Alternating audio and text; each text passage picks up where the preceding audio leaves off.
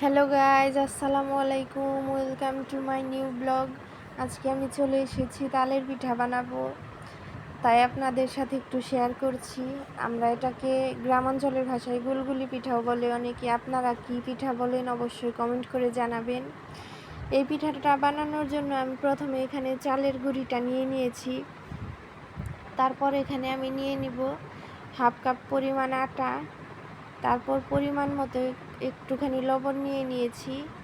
তারপর আমি এখানে নিয়ে নিব হাফ কাপ পরিমাণ চিনিটা দিয়ে তারপর আমি একটুখানি বেকিং পাউডারও দিয়ে নিব, আপনারা চাইলে না দিলেও পারেন।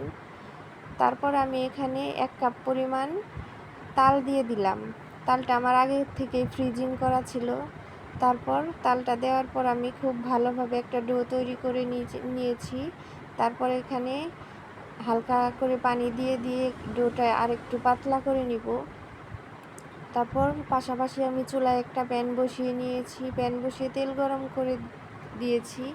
তারপরে এই যে দেখেন আস্তে আস্তে আমি চুলার মধ্যে পিঠাগুলো দিয়ে দিচ্ছি। তারপর একটুখানি নেড়ে চেড়ে সুন্দর একটা কালারের জন্য অপেক্ষা করতে হবে।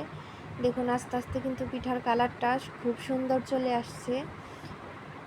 এভাবে নেড়ে চেড়ে আমাকে ভেজে নিতে হবে পিঠাটা।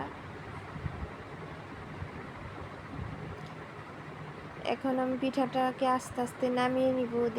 দেখতেই পাচ্ছেন খুব সুন্দর একটা কালার চলে এসেছে। সো রেসিপিটা ভালো লাগলে অবশ্যই একটা লাইক করে দিবেন। দেখা হবে পরের কোনো ভিডিওতে। সে পর্যন্ত ভালো থাকবেন, সুস্থ থাকবেন। Thanks for watching. আল্লাহ হাফেজ।